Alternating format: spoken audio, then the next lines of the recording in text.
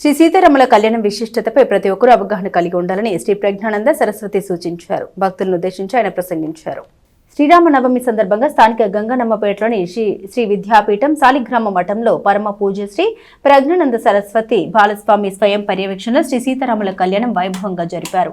సీతారాముల కళ్యాణ విశిష్టతను స్వామీజీ భక్తులకు తెలియజేశారు. ఈ కార్యక్రమంలో Saligrama Matham trust chairman Namburi Venkata Krishnamurthy, joint secretary Mudda Bhaktuni Ramanaiah, Gopu Ramakrishna, Rajeswara Rao, Lokanatha, Murali, Manohar, committee సభ్యులు, మహిళా భక్తులు పాల్గొన్నారు.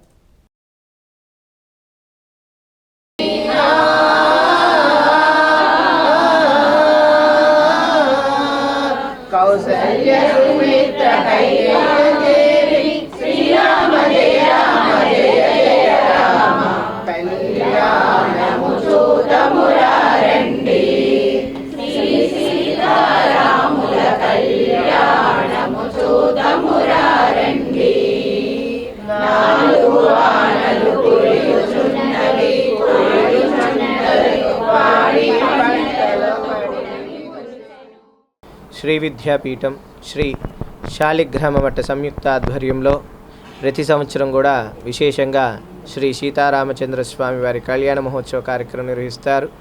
ఆ కార్యక్రమంలో భాగంగా శ్రీ పరాభనామ సంవత్సరము చైత్ర శుద్ధ నవమి నాడు శ్రీరామచంద్ర స్వామి ఆవిర్భవించిన పర్వదినాన్ని పురస్కరించుకొని ఈరోజు విశేషంగా శ్రీ సీతారామచంద్ర స్వామి వారి ఘానామృత కళ్యాణ కార్యక్రమాన్ని మన శ్రీ విద్యాపీఠంలో విశేషంగా నిర్వహించాము.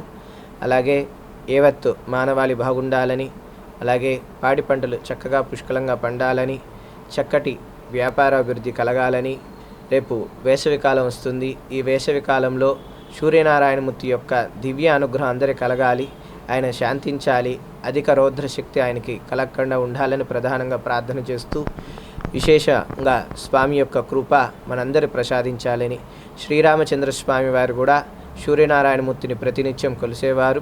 ప్రతినిత్యం కూడా శ్రీరామచంద్ర స్వామి వారు ఆదిత్య హృదయాన్ని పఠించేవారు.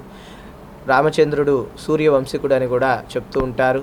అటువంటి సూర్యనారాయణమూర్తి కృప మనకి రామచంద్రుడి ద్వారా పొందటం కూడా చాలా గొప్ప విశేషం.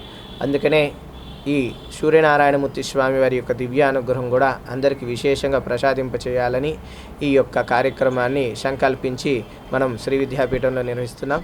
అందరికి కూడా శ్రీరామనవమి.